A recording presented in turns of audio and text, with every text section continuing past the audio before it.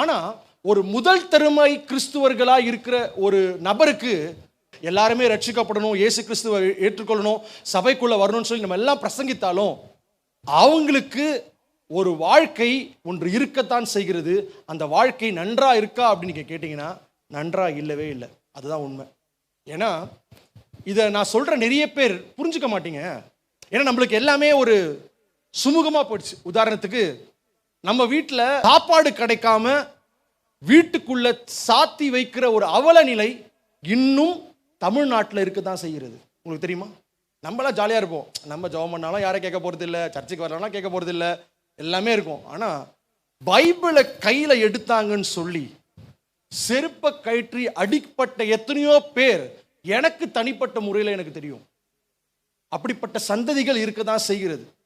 ஆனா இருந்தால் பிரச்சனை இல்லைங்க, ஏன்னா அவங்க எப்படி இருந்தாலும் இதுவாயிடலாம். ஆனால் இங்க இருக்கிற ஒரு பெரிய பிரச்சனை என்னன்னா, ஒரு நிற்கணும்னு நினைக்கும் பொழுது ஆறாங்க, உபத்திரவத்துக்கு மேல உபத்திரவம், சண்டைக்கு மேல சண்டை, அவங்களுக்கு ஹெல்ப் கிடைக்கவே கிடைக்காது. ஏன்னா நான் வெளியே போய் என் குடும்பத்தில் நான் ரட்சிக்கப்பட்டிருக்கிறேன் அப்படின்னு நான் சொன்னேன்னா என் பேரண்ட்ஸ்லாம் இருந்தால் சந்தோஷப்படும், என் பிள்ளை ரட்சிக்கப்பட்டா கிறிஸ்டியன் இருந்தா. ஆனால் என்றைக்குமே இருக்காது. அவங்கள உதாசீனப்படுத்துவாங்க, தள்ள வைப்பாங்க, சில நேரத்தில் ஹவுஸ் அரெஸ்ட் பண்ணுவாங்க. அப்படிப்பட்ட சில பேர் இன்னும் நம்ம மேட்ரிமோனியல் ஆப் ஒன்று ஒரு சேர்ந்ததான ஒரு குரூப் ஆஃப் ஒரு 5 to 6 ப்ரொஃபஷனல்ஸ்லாம் சேர்ந்து ஒரு ஆப் ஒன்று ஸ்டார்ட் பண்ணியிருக்காங்க. இந்த ஆப் என்னன்னா, ஆப்ன்றது ஒரு மொபைல், ஒரு ஃபர்ஸ்ட் ஃப்ரூட்ஸ் மினிஸ்ட்ரிஸ், அது ஃபர்ஸ்ட் ஃப்ரூட்ஸ் ஆப்னு சொல்லிட்டு, அதாவது நீங்க ஒரு மகனா இருக்கலாம், ஒரு மகளா இருக்கலாம், ஒரு சாதாரண ஆணா இருக்கலாம், ஒரு திருமணம் வயது வந்ததான ஒரு ஆணா இருக்கலாம், இல்லை ஒரு பெண்ணா இருக்கலாம், அவங்க நம்ம கேஸ்ட்ல நீ பார்த்துக்கோ அப்படின்னு சொல்லுவாங்க. அப்படிப்பட்டவர்களும் இதை ரெஜிஸ்டர் பண்ணும்போது அவங்க கிறிஸ்துவ குடும்பத்திலேயே ஒரு சந்ததியை முழுவதுமாய் கிறிஸ்துவை மையமாய் கொண்ட ஒரு சந்ததி உருவாவதற்கு இது ஒரு மிகப்பெரிய ஒரு டூலா இந்த ஆப் அமையும். அதனால தான் இந்த ஆப்பை நான் பர்சனலாக நான் I want to promote this app in the church. So உங்கள் பிள்ளைங்க இப்படிப்பட்ட எத்தனையோ பேர் இருக்கீங்க, திருமண வயதுக்காக காத்து கொண்டிருக்கிற எத்தனையோ பிள்ளைங்க உங்கள் வீட்டில் இருப்பாங்க. ஒருவேளை உங்களிடத்தில் தேவன் பேசினார்னா, இப்படிப்பட்ட ஒரு பெண், இப்படிப்பட்ட ஒரு ஆண், இல்லை இப்படிப்பட்ட ஒரு பையனை தான் என் பொண்ணுக்கு நான் பார்க்குறேன், இப்படிப்பட்ட ஒரு பொண்ணை தான் என் பையனுக்கு நான் பார்க்குறேன், நீங்கள் விசுவாசிச்சிங்கன்னா நீங்கள் கிறிஸ்துவ குடும்பத்தில் பிறந்தவர்களாக இருக்கலாம். நீங்கள் இந்த ஆப்பில் நீங்கள் ரெஜிஸ்டர் பண்ணும்படி நான் கேட்டுக்கொள்கிறேன். உங்கள் பையனுடைய ப்ரொஃபைல், உங்கள் பொண்ணுடைய ப்ரொஃபைல் நீங்கள் போட்டு ரெஜிஸ்டர் பண்ணும்படி கேட்டுக்கொள்கிறேன்.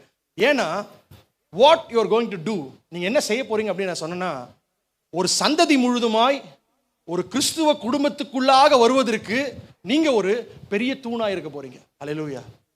நீங்க வேலை செய்கிற இடத்துல, நீங்க படிக்கிற ஒரு இடத்துல, நீங்க ஒர்க்குக்கு போற ஒரு இடத்துல யாராவது ஒருத்தர் இப்படிப்பட்ட ஒரு பிள்ளைகள் இருந்தாங்கன்னா, அதாவது ரட்சிக்கப்பட்டு கிறிஸ்துவுக்குள்ள அவங்க திருமண வயதுக்காக திருமணத்திற்காக காத்து கொண்டிருந்தாங்கன்னா, அவங்க இடத்துல நான் கொடுக்க போறாங்க, நான் வச்சிருக்கிறேன், நான் கொடுக்க போறாங்க.